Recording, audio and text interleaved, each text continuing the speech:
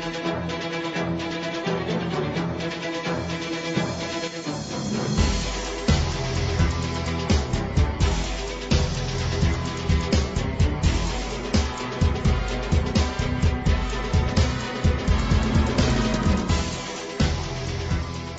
everybody, to the NFL Show on the Grizzly Truth Sports Network. I'm your host for the NFL Show, Mike Goodpaster. Right now, I'd like to welcome in my co-host.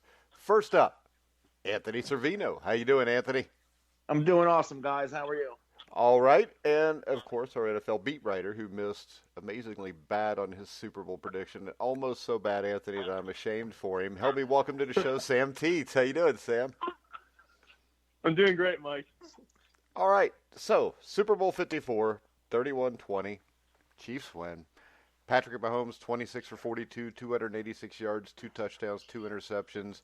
Damian Williams, 17 carries for 104 yards. Let's start off with this, because I messaged this, to a couple people right as Anthony was messaging it to me.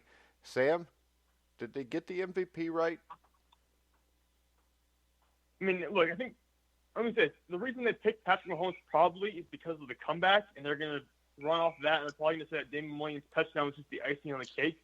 But no, I don't think they got the MVP right. Because I do think Patrick Mahomes is crucial to them winning that game, and I think he performed at the biggest moment when he needed to. But if you're basing it off on who performed the best throughout the entire game, Damian Williams is the most consistent piece for the Chiefs. I mean, he had, 133 yards from scrimmage and 2 touchdowns. So I feel like Damian Williams probably should have won the MVP. All right, Anthony, I know at least last night you felt that way. And Damian Williams, I didn't notice that, but he is the first player in Super Bowl history to score 2 touchdowns in the final 5 or 6 minutes of the game. Damian Williams, his 2-year playoff resume, 10, 11 touchdowns, a ton of yards. He really comes alive when it matters the most. He had an outstanding game last night, and I do think he should have been awarded the MVP. But was Damian Williams the reason why the Chiefs won the game, or is he the reason why they iced the game? Well, how about this? And I think that's more, and I think Sam kind of led to this. That's why Mahomes got it, because he played despite what Mahomes had – possibly the worst game of his career statistically for 3 quarters. But in the fourth quarter, Mahomes turned it on. So I think that's why Mahomes got it over Damian Williams, because Mahomes essentially brought them back, where Damian more or less, yes, he was consistent. He put the game away, but he wasn't really the reason why they won. What was the reason why they won? Was it Patrick Mahomes? As you see with some 49er fans, they'll say the officiating, and I don't think it's the officiating. I do wish every NFL game was officiated like this, where you're allowed to do whatever you want. But even with that said, at the end of the first half, the pass interference on George Kittle, I thought, was real ticky-tack, Anthony. I mean, was it? I thought it was an okay call. It's a terrible call. It's a call they don't normally make. Ask the New Orleans Saint fans if they usually make that call. Kyle Rudolph did a lot worse stuff, catching a touchdown that ended up leading to the Vikings, ended up in San Francisco, and he got away with it. And to watch these guys hold the face mask that's not called, I mean, there's a bunch of stuff here that wasn't called. I think the call this play, Sam, was pushing a little bit. Yeah, and it's a shame that you have to incorporate human error almost into the game. But when you're going in, you have to understand there's going to be 1 or 2 calls a game that maybe don't go your way in terms of being called or not called. I do disagree with that call in that situation. I feel like that's a play that really changes the game and the momentum of the game going into halftime. But regardless of what happens, the 49ers still have to come out and win the game in the second half, and they didn't do that. Anthony? It was a momentum changer. Now, was that the drive where some people feel that Kyle Shanahan maybe made a few bad decisions? Yeah, that would have been when he left drive. the timeouts on the table? Yeah, and we saw John Lynch trying to call timeout. But the way I take this is this. Kyle Shanahan knows his team. Now, I think what Kyle Shanahan did was the right thing, especially when we watched the fourth quarter. And the reason I say that is there's a couple things here. Number one, we don't know where this punt's going to end up. It damn near got downed inside the 5. If it gets downed inside the 5 and he used a timeout and they end up having to punt it back, they're giving up at least 3 points probably going into halftime. So I think people miss that. The thing that worried me the most about this, not using the timeout, to me, Sam, spoke more to a lack of confidence in Jimmy Garoppolo in that situation. Yeah, because if you believe your team can strike fast and quick, you don't have the fear that there's going to be a turnover, then you allow your quarterback to air it out a little bit more, and you take the timeout, so you give your quarterback more opportunities to throw the ball. But they played it very conservatively there, and I showed that they didn't really have the faith that their offense could score quickly or efficiently without risking their turnover. Well, I don't think it was without risking a turnover. I think it's just you go 3 and out. You know, Kansas City has some timeouts. You're punting the ball to them. They're probably going to score real quick, Anthony. Yeah, you would assume so, right? Yeah, you would assume it, but we don't know because Patrick Mahomes wasn't on, and I don't think the fact that Patrick Mahomes wasn't on was, I mean, it might have been more of Bosa, and that 49ers defense is just that good. You know, Mahomes, and I said this a lot yesterday, and I felt this way since his first drop back. He was rattled. He knew that pass rush was coming. He knew he has yet to face a pass rush like that, and I don't know if he ever really got comfortable, except maybe at times in the fourth quarter. I don't even know that he got comfortable then, because the thing that stood out to me was I've never seen him do this, but there's one point in the fourth quarter where they're around midfield, or maybe a little closer. He's rolling to his right, and you actually see him look back over his shoulder to see if somebody was close to him, which I've never seen him do before. And I think the difference between Patrick Mahomes and Jimmy Garoppolo that I saw in this game is the fact that Patrick Mahomes can extend plays with his feet. He can gain some yardage with his feet. And Garoppolo, right now, Sam, it seems to me like he is a great RPO play-action quarterback, but when he has to drop back and throw the ball, and you know he is, he's not that successful. And the other thing here is, and I'll start with Sam, but the difference in this game to me was Kyle Shanahan was terrible. Yeah, because I wanted to talk about this in the second half, because the running game really for 49ers, we talked about how successful it's been and how crucial it was to beating the Packers and getting to the Super Bowl. But when you're in the second half and you have a lead and you're averaging, like, I think as a team they averaged 6.4 yards per carry last night, and their major running back Raheem Mostert averaged 4.8 and Tevin Coleman averaged 5.6. Why are you not running the ball when you have a lead? Why are you not trying to control the game more? Because we saw it last year in the NFC Championship game with the Patriots. You try to control the clock and keep Mahomes off the field. And the 49ers couldn't do that. They stalled out, and they basically, in the fourth quarter, threw their hands up and didn't do anything offensively. It was terrible. Yeah, and I think what you're talking about, Sam, is they would come out, and they're up. It's 1st and 10. They'll run for 5 or 6 yards, and then they're throwing the ball on second down. Exactly. Like, why? Like, you could just run the ball 3 times and get first down every time. Yeah, so I think the MVP of the game probably should be Kyle Shanahan. And this is the thing. We saw this guy blow a fourth quarter 28-3 lead, or 28-10 at the start of the fourth quarter, because he wouldn't milk the clock. And now we see him give this away, and this all leads to this. And I know I was writing the article about this game last night, and I had just written the article, and I get a message from Bobby Sheridan Report, who is a good friend of the show and one of the best, professional sports or gamblers out there. And he brought up something that I had just written. And if you watch that game, you never saw the Kansas City sideline lose their mind about anything. When you watch Shanahan and the rest of his coaching staff, they were losing their crap about every little thing that happened. I mean, there was a play that I saw a lot of 49er fans yell about where Garoppolo got pushed out of bounds. when he was pushed, he was still in bounds. It's not a penalty. And Shanahan carried this on, bitching and moaning and whining for over a minute or two. And I think at some point, a team mimics his head coach. And I think that Kyle Shanahan lost his cool in the second half of that game. I thought he was over emotional. I thought the defensive coordinator was. And I thought that led to the team having a meltdown. And I don't think when you look back, Vince Lombardi yelled at dude, but he's not going to sit there and cry at the official over every little thing. And it looked to me like, from his body language, San Francisco got the lead, and Kyle Shanahan was just hoping to hold on, similar to what he did a couple of years ago, Anthony.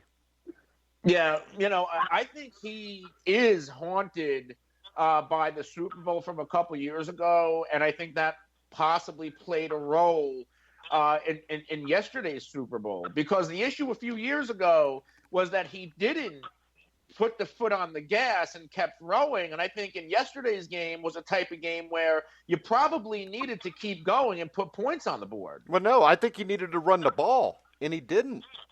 I mean, you're second and 5 with like 5 minutes left. Yeah, I know the series you're talking about. Yeah, I'm talking about up to that point. I felt like he wasn't as aggressive as we're used to seeing. He wasn't. Now, I remember being on with Randy, and we were all giving our final takes, and I brought up that QBR stat. Mobile quarterbacks against San Francisco's defense versus immobile quarterbacks. And that turned out to be the difference. Mahomes this playoffs, different quarterback, completely healthy, ran for 53 in each of the first 2 playoff games. He ran for 29 on 9 attempts and the touchdown in yesterday's Super Bowl. Mahomes was playing like a player who knew that he had a whole offseason to rehab, because he wasn't sliding. He was diving. He was taking shots. And I think that's the big difference between Mahomes and Garoppolo. Nah. Mahomes didn't give a damn if he got I don't buy that for 1 second, because he was taking the shots. I mean, if he doesn't give a damn about his body, he's going to put his shoulder down and try to get extra yards. Both of these quarterbacks, Don't you remember that one play early in the first? I think it was the first quarter, where he gave up the first down, right in the red zone. Yeah, where he gave up the first down because he was starting to slide. I mean, the ball went backwards. He cost him I was a first thinking down. there was a play where I felt like the 49ers safety could have really – I think he could have done a number on Patrick Mahomes, and possibly out of fear of a flag, he grazed him instead. And I think if you I know what you're talking about there. And that's what I was talking. That's what I'm talking about. Yeah, the question there is, once again, I think, and this is not a shot at Kansas City, because games are won by the team that makes the fewest mistakes. And there are a lot of mistakes here by the 49ers, especially in the second half. But also, when you've got, and see, I think with his legs, running the ball had nothing to do with this. His legs were able to get a couple of option plays that went for first downs. And on most of those plays, 2 out of the 3, he's pitching the ball. But you have to worry about him so much that the defensive end would come crash down on him. He would pitch the ball, and in the corner, who should be coming up to blow up the pitch man, is too worried that maybe Mahomes all of a sudden is just going to pull up and throw the ball, that you don't have anybody cover the pitch man. So I think the threat of his legs are just as important as the actual threat of his legs, if that makes any sense, Sam. I get what you're saying. I think that separates him from most quarterbacks in the NFL right now. Well, it makes him like Russell Wilson. Yeah, exactly, because you have the arm and you have the legs, and it gives you so much more versatility out there. And even evading the pass rush, you're even getting a few more seconds in the pocket or breaking out of the pocket, because the 49ers got 4 sacks, 9 quarterback hits, and I think it was like Nick Bosa alone had like 9 or 11 quarterback pressures or something ridiculous like that. So he was under pressure all night, not just on set plays. So he may have to go out and extend plays and find guys deep when he needs to the most. So that really separates him from, in my opinion, Jimmy Garoppolo and most of the other like average quarterbacks in the NFL. Yeah, and I think what we saw, Anthony, is Jimmy Garoppolo is just an average quarterback. I was at one point in that game, I was starting to feel like, hey, maybe I was wrong on Jimmy. I remember there was one throw. It was the Kittle. I think it was a Kittle pass interference, and Garoppolo. It almost reminded me of that Manning the Manningham type of throw where like it had to be perfect, and it was terrific throw. It got called back, and I'm like, and maybe I'm wrong on Jimmy Garoppolo. And then the second half happened, and, it's not like it happened the way I thought it would happen on Friday when I was saying, hey, if the Chiefs defense holds the 49ers to a team under 100, the 49ers got their season average, which was $144. They were running the ball. This was Jimmy. Well, I don't think so. I think it's Kyle, because I'm not so convinced that Jimmy Garoppolo couldn't have done this. What I think the play calling and the lack of being able to blow the top off the defense, or even attempting to.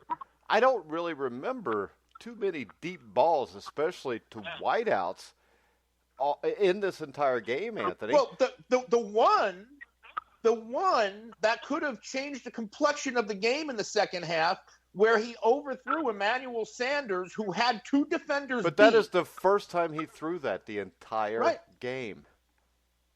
But wouldn't you think if Jimmy Garoppolo was the type of quarterback who's going to win you championships, he makes that throw? I think as a Pat quarterback, Mahomes makes that throw. Maybe, maybe not. I don't think Patrick Mahomes makes that throw for Kyle Shanahan, because Kyle Shanahan's not going to let him try it until he has to. And the thing is this, if you don't try to make that throw until you have to, you're either going to miss it or they're going to defend it. Because a quarterback has to be in a rhythm, and when every pass you throw is the same, and it's an RPO or it's a play action, and it's 10 or 15, 20 yards downfield, I don't think you ever let him get in a rhythm. And I also think this, we go back to the first half. At the end of the first half, I understand why Shanahan did it, but don't you think in the 30 minutes during the halftime show, we'll call it Asapalooza, where maybe Kyle Shanahan not going for it immediately, maybe didn't that show Jimmy Garoppolo and his teammates what Shanahan thought of the offense? Yeah, I mean, he also kind of showed he didn't trust his defense in the second half. It's like I think you said he don't trust anybody yesterday. No. He didn't trust anybody. No, he basically pooped his pants. And if you look at this, there was a 4th and 1 or 2 for both teams a couple times. And both times the Niners took the field goals, and both times the Chiefs went for it. There's a lot to be said for that. Now, I think they're easy go-for-it calls with Reid, where they're 4th and short, and you're inside the 10 once, 4th and short at the 20 once, where, Shanahan's got 4th and 2 at the 30 or whatever. But I still think it shows a lot about the two coaches here. I think Andy Reid, screwed this up for a long time. And I think Andy Reid he learned his lesson. And I think he knew that if he blew this chance, he wasn't getting another one. So why not just go balls out and see what happens? I think Kyle Shanahan was ruined just like the Atlanta Falcons were 2 years ago. And I'll make this comment. I think as long as Kyle Shanahan's the coach in San Francisco, they can have the greatest team in the world. They ain't ever winning a Super Bowl. I mean, I think it's premature to say that, but I understand where you're coming from. I completely get it. Well, he's had two opportunities. Andy Reid went out there to win the game, and Kyle Shanahan just went out there to hold the second half. Well, see, I don't think that. I think Andy Reid, second half, that was the mentality. First half, I thought he really played it kind of close to the vest, because the thing that stood out to me, and me and Anthony talked about this last night after the game, if I'm Andy Reid, I come out no huddle. And the reason I come out no huddle, and this is the same thing that I think Belichick screwed up in Super Bowl 42, because the Giants and Niners defensive lines were very similar, where they had a rotation of 6, 7, even 8 guys, and they rotate them to keep them fresh. If you go no huddle, you speed the tempo up of the game, and you keep them from subbing those guys, and you can wear them out. Now, I think in the end, in the fourth quarter, they did wear them down, But I think if they go no huddle, they may wear them down quicker than this and win the game easier than this, Anthony. Yeah, I mean, I get that side, but I also get the side where, the first quarter, the first drive that I saw Kansas City, they were committing to the run, and you kind of just knew that was going to be the narrative for the entire game, that they were going to keep plugging away. And I tweeted this after that first drive. I said, eventually those small chunks are going to turn into big chunk yardage plays if they could keep committing to the run. And we saw that with the game-sealing 38-yard touchdown by Damian Williams. Yeah, but it almost I felt agree. like the Chiefs went into this saying, listen, they're expecting us to throw. Well, we're gonna establish the run, and the 49ers almost wanted to kind of go contrarian to their identity and pass. Yeah. See, I don't get this. I don't see where you get that. I mean, Damian Williams ran the ball 17 times, and 8 of them were in the fourth quarter. I don't see this at all. I think this game stayed close because they didn't give the ball to Damian Williams enough in the first 3 quarters. I mean, if you look past the run ratio here for the entire game, Anthony, they threw the ball 42 times. Damian Williams ran the ball 17 times. I mean, Damian, 17, he only had one game this season where he had more than 17 carries, and that was back in week 10. And the back-to-back games, which was this week and then the AFC Championship game, were the only 2 other times where he had 17 carries. This isn't a player who gets a lot of workload. But that's not committing to the run, I don't think, 17 Maybe times. for the Chiefs it is. Yeah, but what I'm saying is this. If they go no huddle and they run the ball, I think that they blow the top off of this game much earlier.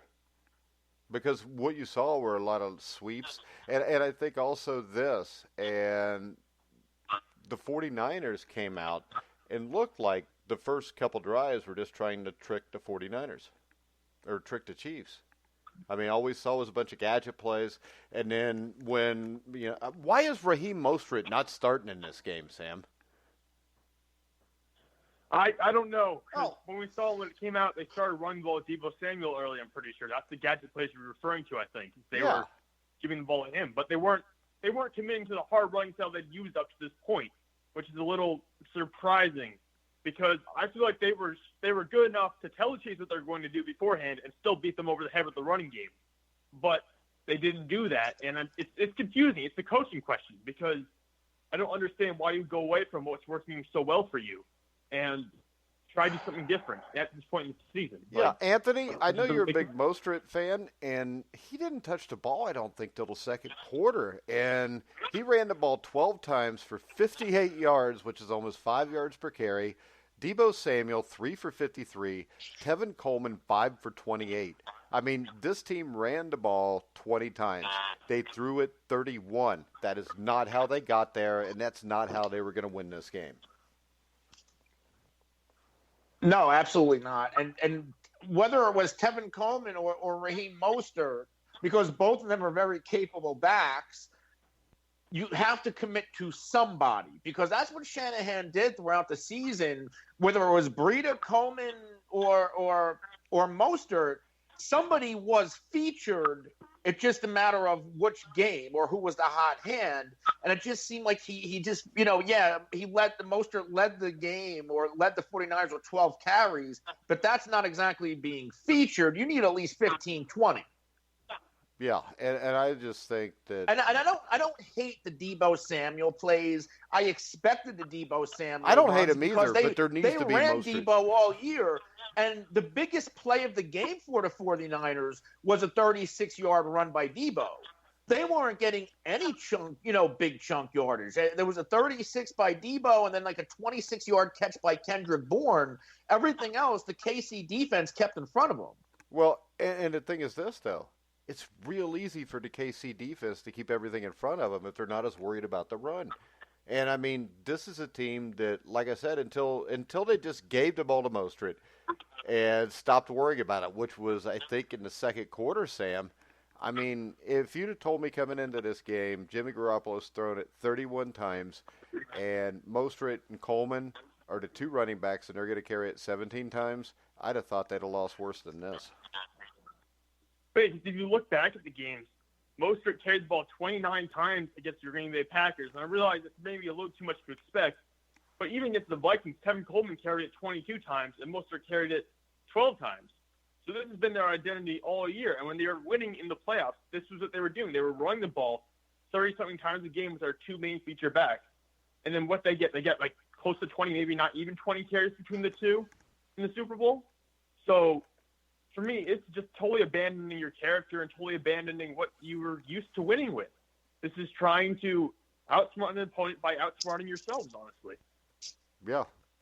And I don't know. How do you recover from this? Because we know he has no faith in Jimmy G from what we saw. But then again, how can he have no faith if he's throwing the ball 60% of the time, Anthony? I mean, none of this makes any sense to me when I look at it.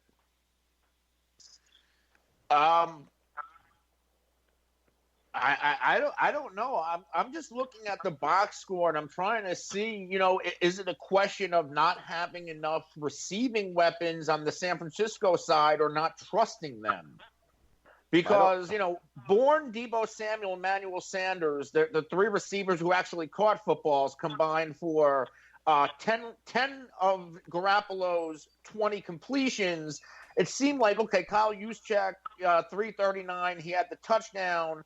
Jeff Wilson had a 20-yarder. Tevin caught one. Raheem Mostert caught one. There was and George Kittle caught 4.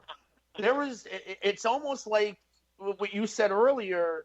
Shanahan does not trust Jimmy Garoppolo to throw the ball downfield. Well, because nobody had more than 42 yards receiving total. Hey, just for the heck of it, I looked back at the Super Bowl a couple years ago. Devontae Freeman, 11 carries for 75 yards, almost 7 yards per carry. Tevin Coleman, 7 for 29. Same thing. And that was a team that if they would have just ran the ball in the fourth quarter, ran the clock out, they'd have won. But for some reason, they continued to try to pass. Yeah, I feel like the identities were a little bit different with that Falcon team because you had Matt Ryan and Julio Jones. Yeah, but compared to Garoppolo and a rookie Deebo Samuel and Emmanuel Sanders who came in halfway through the year. Yeah, so there was much more of a passing threat with that team. But they were up 28-3 and they continued to throw. Right. So there's a disconnect here, is what I'm saying. I mean, he doesn't want to run the ball, and when in doubt, he's going to throw the ball. And still, the worst decision I saw yesterday was when they were losing the lead, they get the ball, 1st and 10, it's 2nd and 4, and then they throw. I mean, to me, that made no sense because if you're the 49ers and you can't gain 4 yards on the next 2 plays, how the hell do you even get here? Now, we can talk about Kyle Shanahan choking. We can talk about Jimmy Garoppolo choking.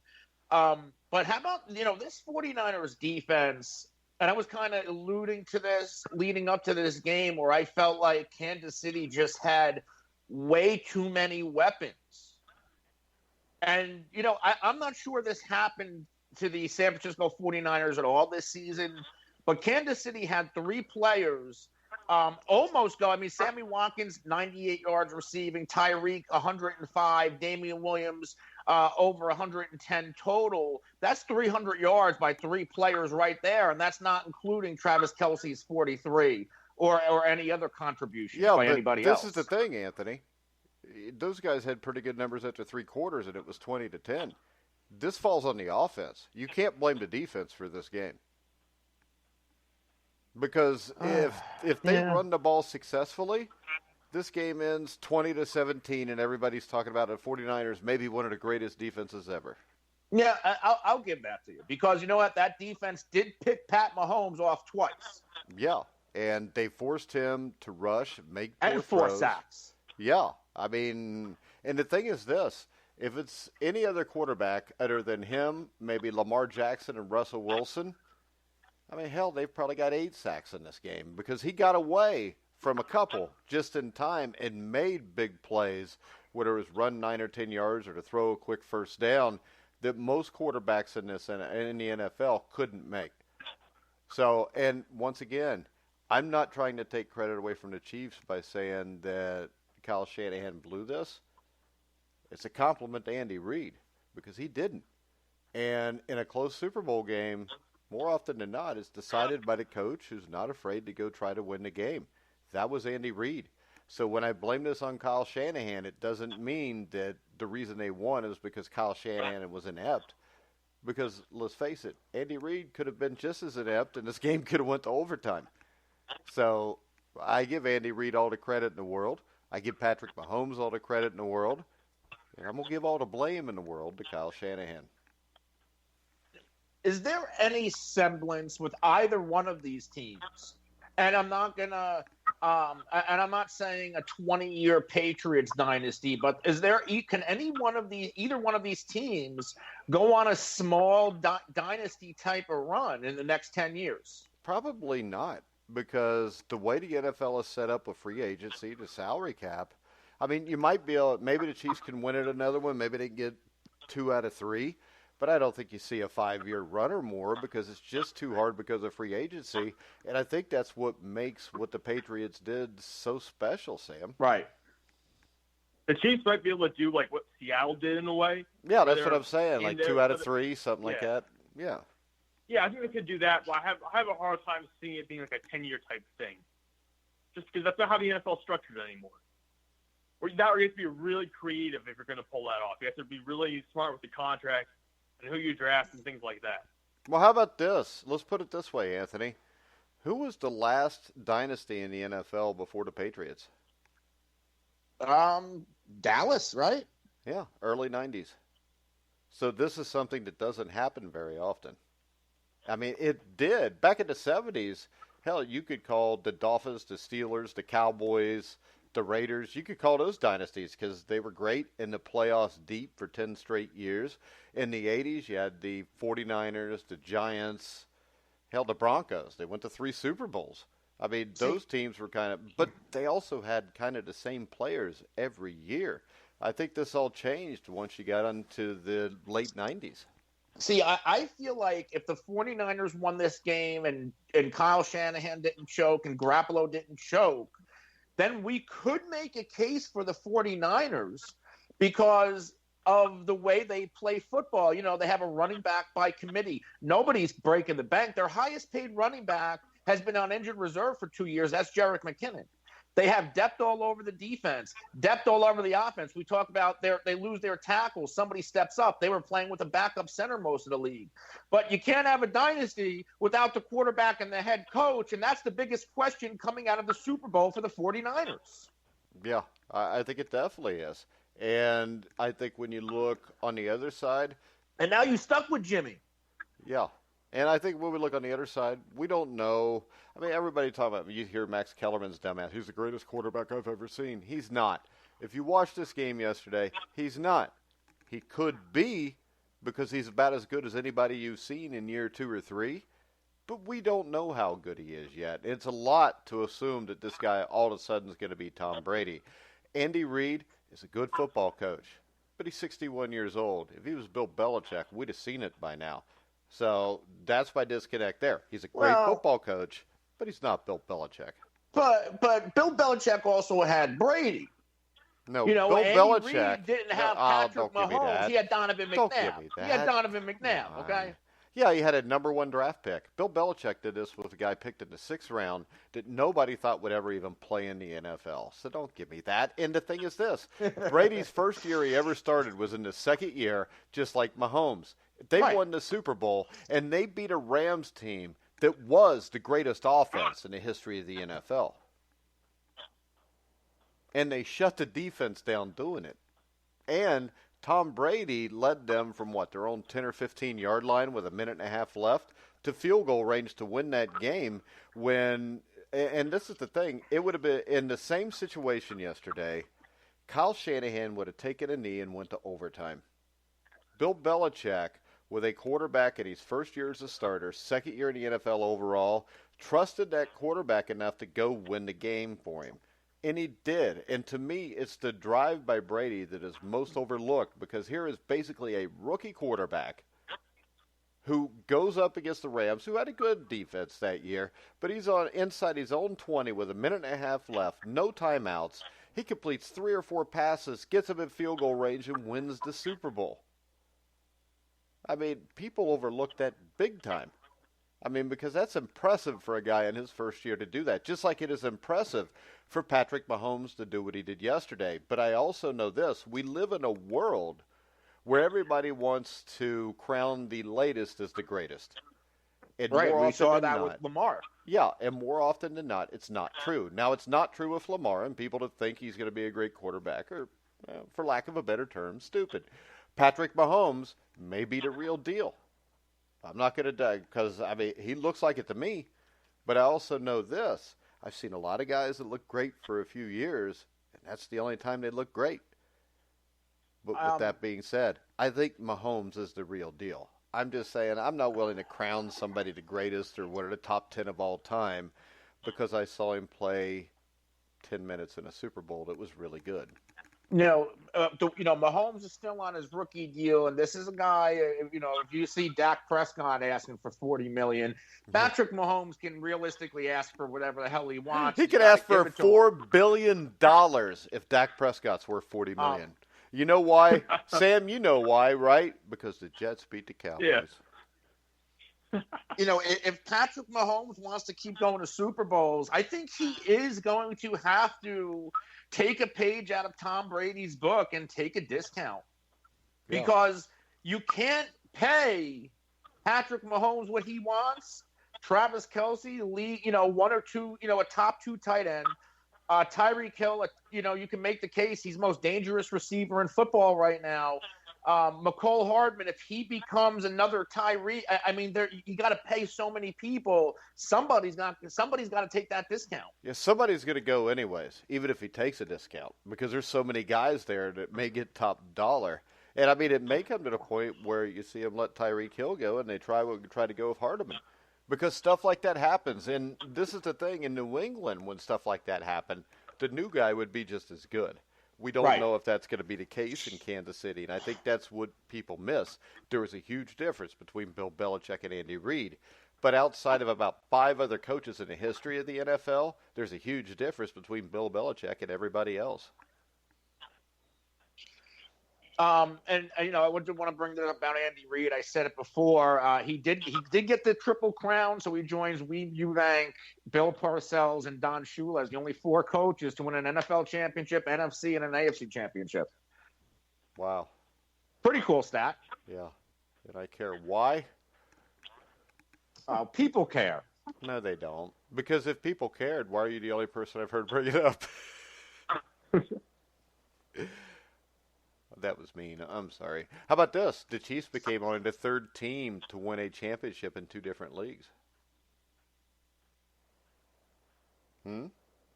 Interesting. Yeah, because I think the Raiders won an AFL championship. It later won an NFL championship. The Chiefs won an AFL championship in the early to mid-'60s, and now they've won an NFL championship. Because the AFL and the NFL were different in Super Bowl IV when they won it. The AFL was still its own separate league.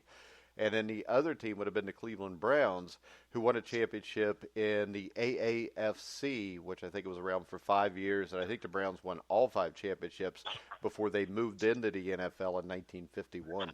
The interesting thing about that team was kicking everybody's ass in the AAFC, which was considered a joke. They came to the NFL, and the first game they scheduled them against the world champion, I think the LA Rams. And the Browns went to L.A. and beat them, and then beat them again in a championship game the next year. So that would be like the Philadelphia Stars leaving the USFL and immediately winning the Super Bowl. I'm probably the only person who cares about that, too. Sam, do you want to come up with something only you care about also? No, I think I'm good. I'm going to stay over here. You guys can have your little stats and stuff. But you know why this is? It's because you're only 12 years old and you haven't seen anything yet. Ain't that right, Anthony? Hey, I'm 35. 35. I've got underwear that's 35 years old. And I haven't washed them yet either, but go ahead. Speaking of underwear, what about Shakira? Well, what did you think of the Super Bowl halftime show? Because I saw people that loved it, people that hated it. The people that hated it thought it was probably a little not family friendly for 8 o'clock on a Sunday evening. Where do you stand, Anthony? Well, number one, and my wife actually brought this up about the people bitching about, saying it's not family friendly and what they were doing. That's Latin dancing, number one. It's Latin dancing. There are 2 Latin performers, and they were in Miami. What did you expect? I thought the show was outstanding, and I thought Shakira blew away J-Lo. It wouldn't take much. Anthony? Or Sam, what do you think? 10 out of 10. She come back next year. No, I take this way. I thought it was disgusting. Come on. Yeah, I don't know why wait, this is the thing. The NFL is so hypocritical, Anthony, that I get tired of it. Because, number one, I don't think cheerleaders should be on the sidelines. I don't want to watch a football game with half-naked women. I just want to watch a football game. I would Some like teams to don't have see. cheerleaders anymore, right?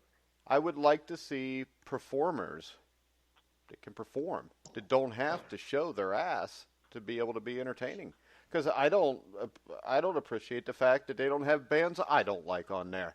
I would like to see Metallica, and I would also like to see Boys to Men, anything like that. Boys to Men? I like Boys to Men. You got a problem with Boys to Men, Anthony? Maybe if Philly makes it to the Super Bowl again. Now, or if they have a Super Bowl in Philly. Now, well, quit making jokes. All right, so why would they do that? But really, I think it's over the top for a league that tries to be family friendly. I also think this. I think since they are so family friendly, like I said, I don't appreciate the cheerleaders. I don't appreciate the little kids in cages. Because I am not a Donald Trump supporter, but I also know that stuff was being done under Obama. I also know that I don't want to see politics in my game. I want to watch the game. I don't care. I really don't.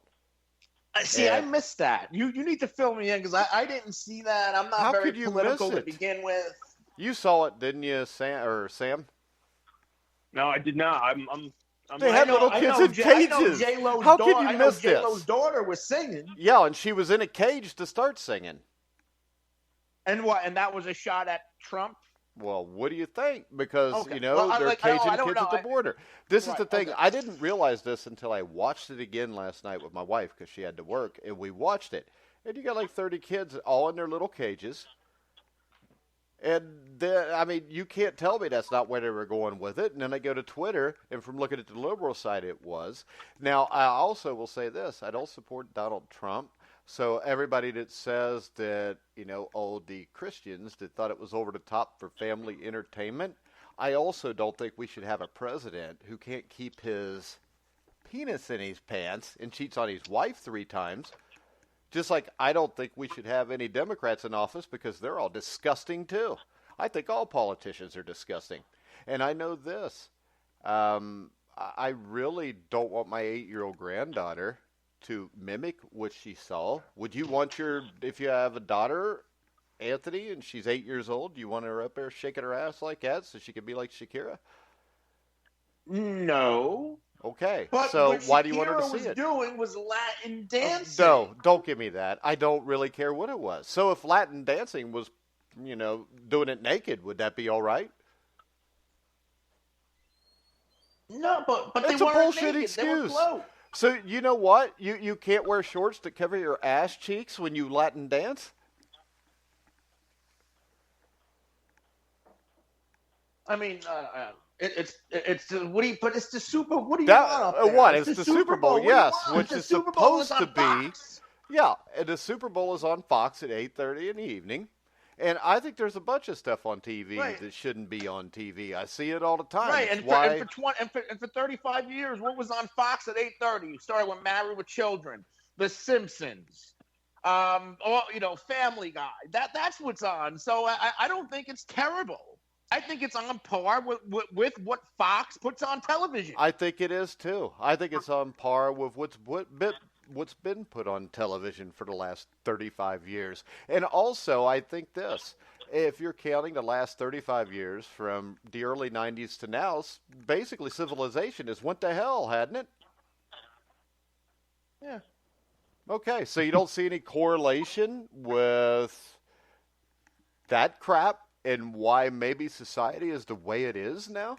I mean, this is also, remember, they turned down, having a commercial for basically a pro-life group that was willing to pay $5.5 million. But we can put on beer companies and encourage people to drink beer when it kills millions of people a year. How many DUIs end up in deaths? But yet the NFL, since they make a lot of money from it, are allowed to continue to do it. I don't disagree there because of all the things going on with the weed. Because if there's anything that's a gateway drug, it's probably alcohol more than weed. Well, and once again, no, I just don't understand the double standard in everything that's done. And the problem is, all the Republicans and the right-wingers are going to bitch about the halftime show. But if it was the other way around, then the liberals would bitch about it because everybody just wants to fight with each other. I don't know why we just can't have a football game with women's ass cheeks hanging out. I don't know why, we have to have women on the NFL network that, got their boobs showing or their legs showing. Come on, could we not just have women? But these women are actually decent. They're good analysts. No, they're not. Most of them aren't because most of the men aren't. Okay, so Andrea Kramer's got to be, in her 40s, maybe. Yeah. She's been on NFL reporting for 30 years. Okay, what's the majority? What's the majority?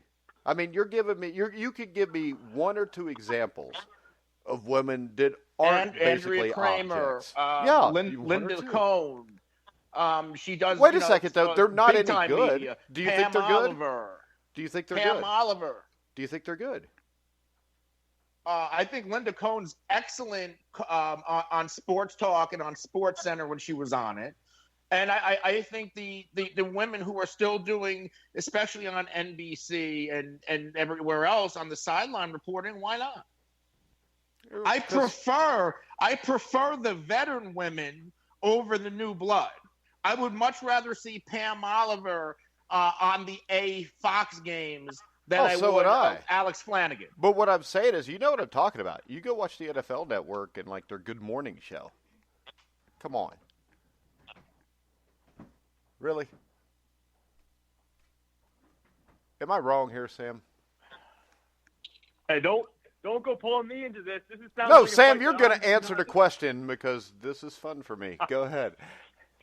Oh, it's fun for you. I'm so glad it's fun for you. Now, I don't watch a ton of the morning shows and stuff like that. I do think that the old school analysts to some degree, I actually enjoyed that more growing up. Honestly, I enjoyed the way sports TV was a little more when I was a kid than I do now. When you were a kid, that was like 8 years ago. It was a couple months ago actually, but see, when I was a kid, I grew up with the NFL Today show with Jimmy the Greek and Phyllis George, who knew nothing, but you had Jane Kennedy, and she was really good.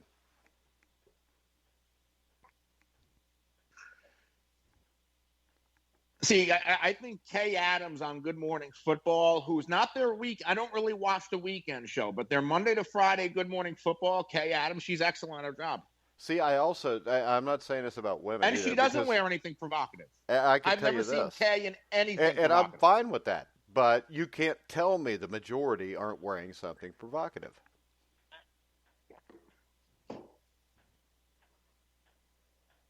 And I don't care if they do, as long as they know what they're talking about. And you're missing my point is, I don't think there's that many guys that know what the hell they're talking about either. I think it's basically just a bunch of guys getting on there, rattling off, and trying not to offend anybody so they don't get fired. Yeah, well, I think Troy Aikman. There's some.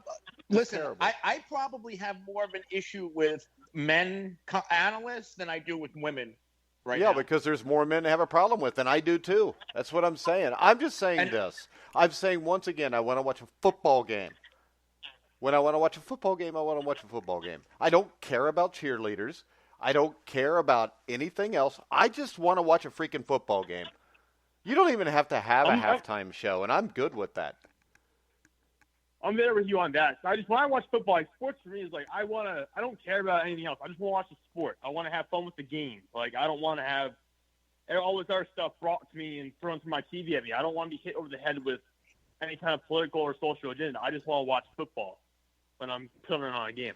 Yeah, and it seems like most halftime shows are social and political agendas. That's fair.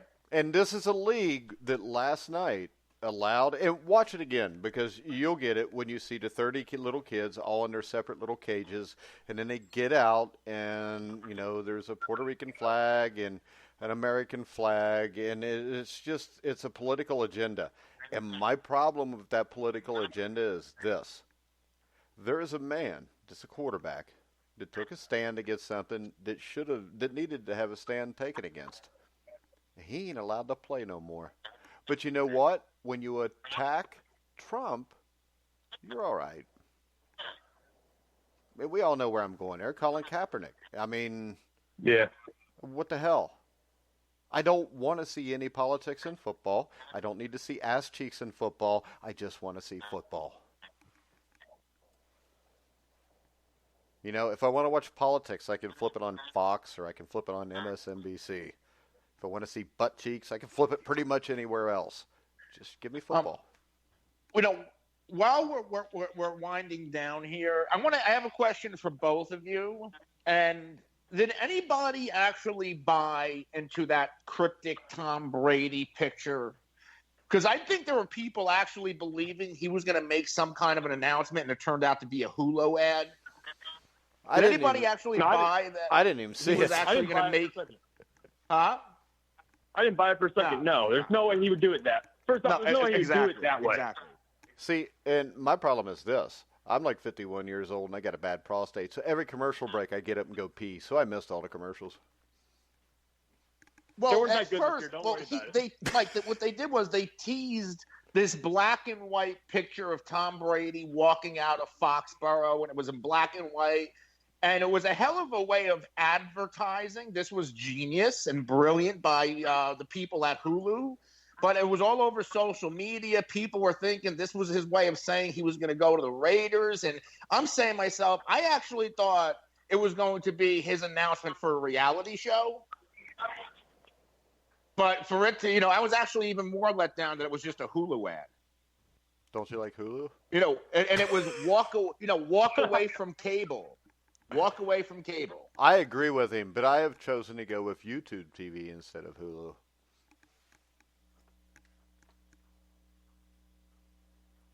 So there you go. I don't know. Do you use cable still, Anthony? I do.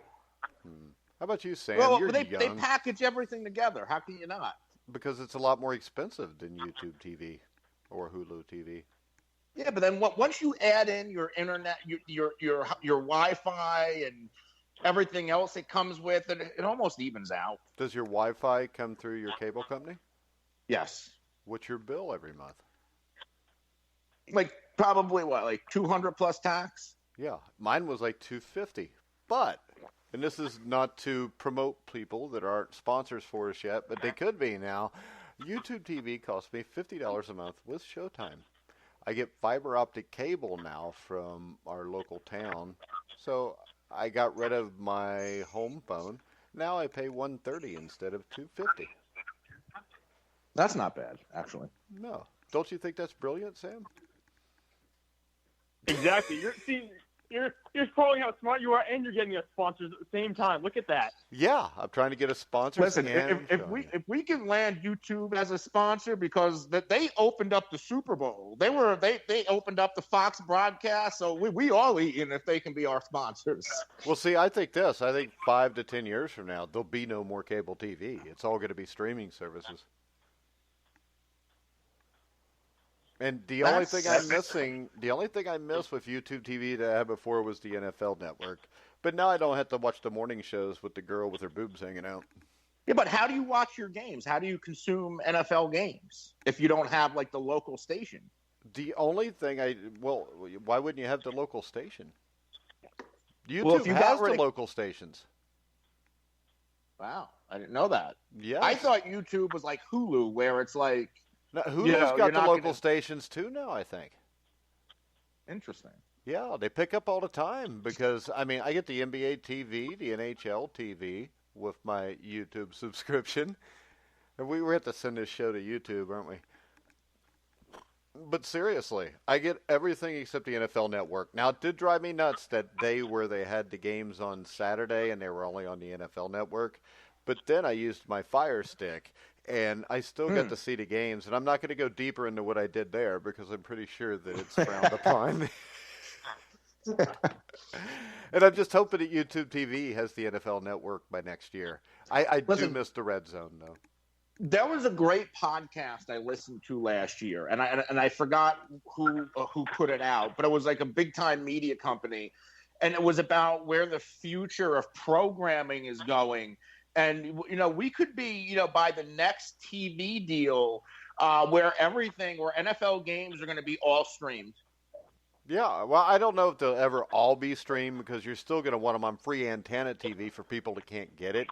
But if you look at a sport like boxing, HBO dropped out. So Showtime is the only, cable channel that really holds boxing now.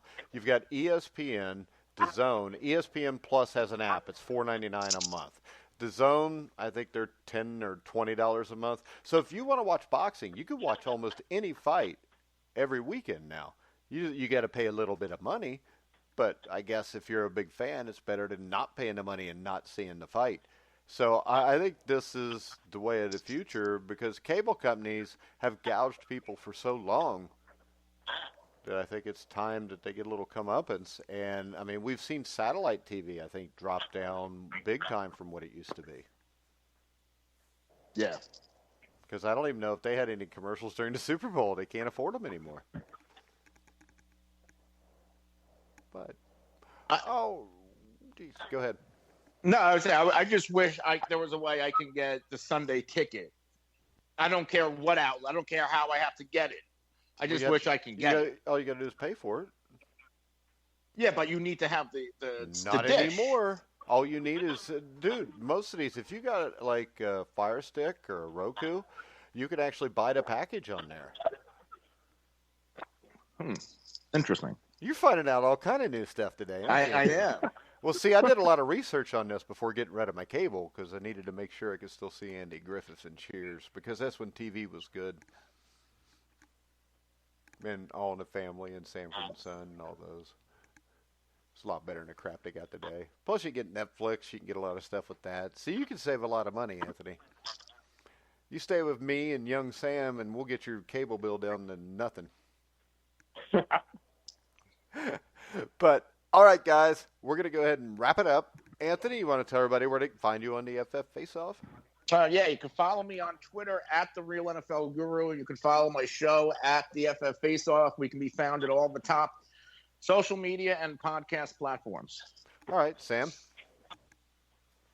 Yeah, you can follow me at Sam_Teets33 on Twitter. I'm also on Instagram and Facebook. I'm constantly doing new sports articles and new topics, so feel free to check those out. All right, guys, you can follow me at Grueling Truth. And if you have any nice comments or mean comments, make sure you hit me up. There was a lot of mean comments during this show, but a lot of people appreciate Latina dancing. But, all right, we're going to go ahead. And I don't care either way. The kids in the cages thing bothered me. But I'm going to go ahead and wrap it up. You can hear us tomorrow on the NFL show at 1 o'clock Eastern, so make sure you check back then. But until then, for Sam Teets, Anthony Cervino, I'm Mike Goodpaster. You've been listening to The Grueling Truth, where the legends speak.